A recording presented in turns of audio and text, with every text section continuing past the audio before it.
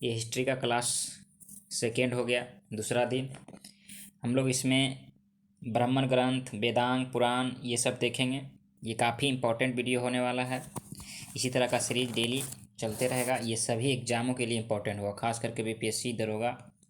तो आगे आप लोग वीडियो ज़रूर देखिए। इसमें पढ़ाने का जो तरीका है, याद करवाने का, वो कुछ अलग है। चलिए तो हम लोग देखते हैं ब्राह्मण ग्रंथ। इसमें पहले ब्राह्मण ग्रंथ इसमें कह रहा है कि यज्ञ एवं कर्म कांड के नियम। ठीक है, ब्राह्मण ग्रंथ में विभिन्न प्रकार के जो है यज्ञ एवं कर्म कांड और उसके नियम की चर्चा है। ठीक है, यज्ञ के कर्म कांड के नियम की चर्चा किसमें है? तो ब्राह्मण ग्रंथ में। ठीक है, प्रत्येक वेद का जो है अलग अलग ब्राह्मण ग्रंथ है। प्रत्येक हर एक वेद है, वेद 4 है, ऋग्वेद, यजुर्वेद, सामवेद, अथर्ववेद, हम लोग पिछले वीडियो में देखे। उसका अलग अलग ब्राह्मण ग्रंथ है। ठीक है, तो उसमें ऋग्वेद का ब्राह्मण ग्रंथ जो है ऐत्रेय या कौशितकी ब्राह्मण ग्रंथ ऋग्वेद का ब्राह्मण ग्रंथ है। ऐत्रेय में क्या चर्चा है? तो ऐत्रेय में राजा के राजत्व के सिद्धांत की चर्चा है। बोलेगा ऐत्रेय ब्राह्मण ग्रंथ में किसका चर्चा है? राजा के राजत्व के सिद्धांत की चर्चा है। कौशितकी ब्राह्मण ग्रंथ में मानव का आचार विचार देवताओं द्वारा नियंत्रित किया जाता है, ऐसा कहा गया है कौशितकी ब्राह्मण ग्रंथ में। और ये किसका ब्राह्मण ग्रंथ है? ऋग्वेद का। ठीक है, नेक्स्ट है पंचवीस, षड्वीस और जैमिनीय।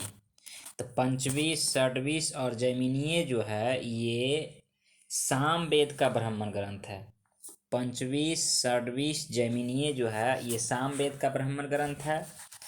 सामवेद का पंचवीस ब्राह्मण ग्रंथ में कहा गया है कि सरस्वती के लुप्त हो जाने एवं पुनः प्रकट होने की चर्चा किया गया है। पंचवीस ब्राह्मण ग्रंथ में सरस्वती जी का लुप्त हो जाने और पुनः प्रकट होने की चर्चा किया गया है। षड्वीस ब्राह्मण ग्रंथ में भूकंप एवं अकाल की चर्चा किया गया है। षड्वीस ब्राह्मण ग्रंथ में षड्वीस। और जैमिनीय में विभिन्न प्रकार की मंत्र की चर्चा है। जैमिनीय ग्रंथ में विभिन्न प्रकार के मंत्र की चर्चा है। उसके बाद आता है शतपथ और तैत्तिरीय। तो शतपथ और तैत्तिरीय ब्राह्मण ग्रंथ जो है ये किसका है? तो यजुर्वेद का 2 ब्राह्मण ग्रंथ है, शतपथ और तैत्तिरीय। शतपथ ब्राह्मण ग्रंथ में ही कहा गया है 24 बैल से खींचे जाने वाले हल की चर्चा इसमें है। शतपथ ब्राह्मण ग्रंथ में 24 बैल से खींचे जाने वाले हल की चर्चा। शतपथ ब्राह्मण ग्रंथ में विभिन्न यज्ञों एवं मानव के जीवन की महत्व का भी चर्चा दिया गया है इसमें, शतपथ ब्राह्मण ग्रंथ में। उसके बाद गोपथ ब्राह्मण ग्रंथ जो है ये अथर्ववेद का एकमात्र ब्राह्मण ग्रंथ है, गोपथ ब्राह्मण ग्रंथ, जिसमें गायत्री मंत्र की महिमा का वर्णन किया गया है गोपथ ब्राह्मण ग्रंथ में। आगे है आरण्यक ग्रंथ। आरण्यक ग्रंथ क्या है?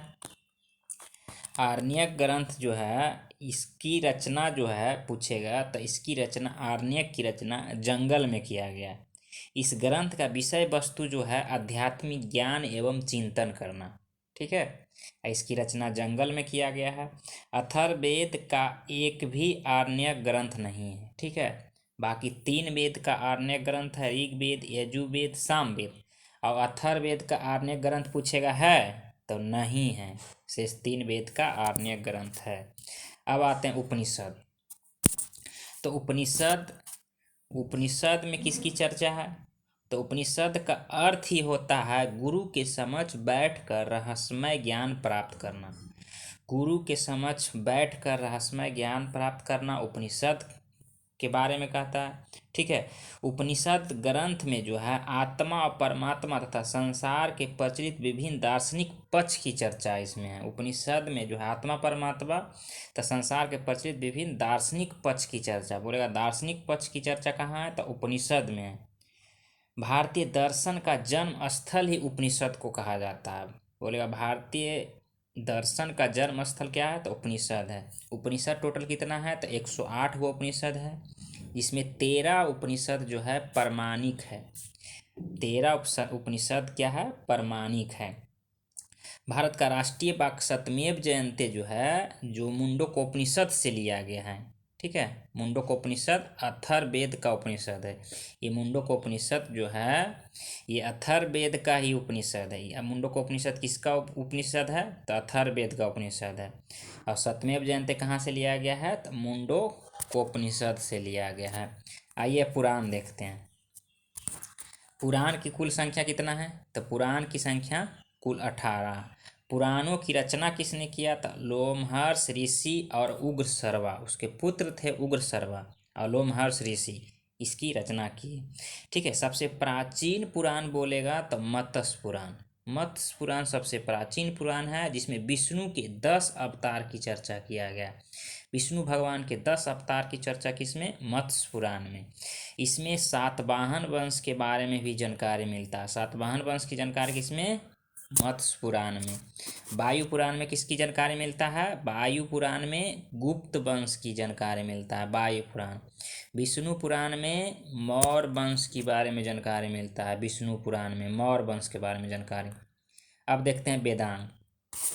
तो वेदांग की संख्या कितना है कुल? वेदांग जो है 6 है। वेदांग की संख्या 6 है। कौन कौन है? तो शिक्षा, ज्योति, कल्प, व्याकरण, निरुक्त, छंद। सीरियल बाय बोलिए, 4-5 बार आ जाएगा। शिक्षा, ज्योति, कल्प, व्याकरण, निरुक्त, छंद। शिक्षा, ज्योति, कल्प, व्याकरण, निरुक्त, छंद।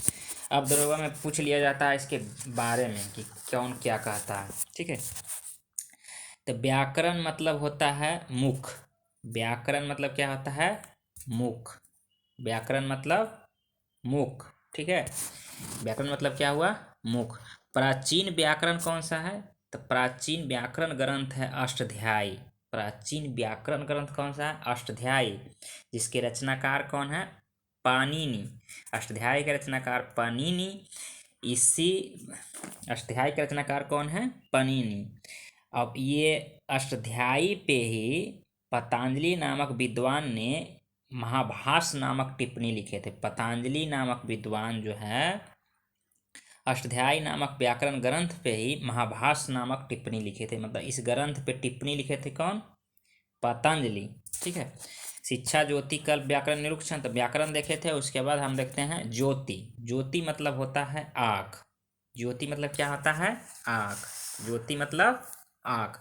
प्राचीन ज्योति ग्रंथ जो है ये बृहद संहिता। बृहद संहिता प्राचीन ज्योति ग्रंथ है। इसके रचनाकार कौन है बृहद संहिता का? तो ब्राह्मणिर। ब्राह्मणिर बृहद संहिता के रचनाकार है। नेक्स्ट है निरुक्त। निरुक्त मतलब होता है नाक कान, है ना। 6 वेदांग देखें उसी के बारे में देख रहे हैं। शिक्षा, ज्योति, कल्प, व्याकरण, निरुक्त, छंद। निरुक्त मतलब होता है नाक कान। निरुक्त नामक एक बुक लिखा है, पुस्तक है, जिसका रचनाकार है यास्क। निरुक्त नामक पुस्तक है जिसका रचनाकार कौन है? यास्क। शिक्षा का मतलब होता है मस्तिष्क। शिक्षा का मतलब क्या होता है? मस्तिष्क। कल्प का मतलब होता है हाथ। कल्प का मतलब हाथ। कल्प के विभिन्न प्रकार के विधि विधान की चर्चा की गई। इसकी 4 शाखाएं हैं। कल्प की कितनी शाखाएं हैं? 4 गो शाखा है। कौन कौन शाखा है? तो स्रोत सूत्र, धर्म सूत्र, गृह सूत्र, सुलभ सूत्र। ठीक है। कल्प की 4 शाखाएं: स्रोत सूत्र, धर्म सूत्र, गृह सूत्र, सुलभ सूत्र। ठीक है। स्रोत सूत्र में वेद यज्ञ की चर्चा है। गृह सूत्र में पारिवारिक नियम की चर्चा है। और सुलभ सूत्र में ये यज्ञ एक कुंड बनता है। सुलभ सूत्र यज्ञ की चर्चा, यज्ञ कुंड की चर्चा। और छंद मतलब क्या होता है? तो छंद मतलब होता है पैर। ठीक है। तो 6 वेदांग के बारे में हम लोग देख लिए। अब हम लोग देखते हैं महाकाव्य। तो महाकाव्य जो है 2 है। कौन कौन है? महाभारत और रामायण। ठीक है। महाकाव्य 2 है, महाभारत और रामायण। महाभारत। महाभारत के संकलनकर्ता बोलेगा तो कौन है? महर्षि वेद व्यास। वेद व्यास महाभारत के संकलन करता है।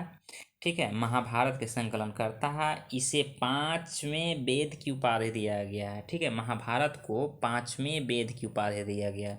वेद 4 ऋग्वेद, यजुर्वेद, सामवेद, अथर्ववेद। 5वें वेद कौन? महाभारत। महाभारत जो है 18 भाग में बटा हुआ है। प्रत्येक भाग को क्या कहा जाता है? पर्व कहा जाता है। जिसमें सबसे बड़ा पर्व कौन है? तो भीष्म पर्व। भीष्म पर्व सबसे बड़ा पर्व है, जिसमें कृष्ण एवं अर्जुन के बीच हुए वार्तालाप की चर्चा है। कृष्ण और अर्जुन के बीच हुए वार्तालाप की चर्चा किसमें है? तो भीष्म पर्व में है। किसमें है? भीष्म पर्व में। और सबसे छोटा पर्व कौन है? तो द्रौपदी पर्व है। सबसे छोटा पर्व द्रौपदी पर्व है। भीष्म पर्व को ही भागवत गीता कहा जाता है, याद रखिएगा, भीष्म पर्व को ही भागवत गीता कहा जाता है। छोटा पर्व द्रौपदी पर्व। उसके बाद रामायण जो है, रामायण कितने खंड में है? तो 7 खंड में है, ठीक है। महाभारत 18 खंड में, रामायण 7 खंड में। इसके रचनाकार कौन है? तो वाल्मीकि, ठीक है। इसके रचनाकार वाल्मीकि, ठीक है। मिलते हैं नेक्स्ट वीडियो में। बौद्ध धर्म, जैन धर्म आगे इसमें देखेंगे। वीडियो अच्छा लगा तो लाइक सब्सक्राइब शेयर जरूर कीजिएगा। धन्यवाद।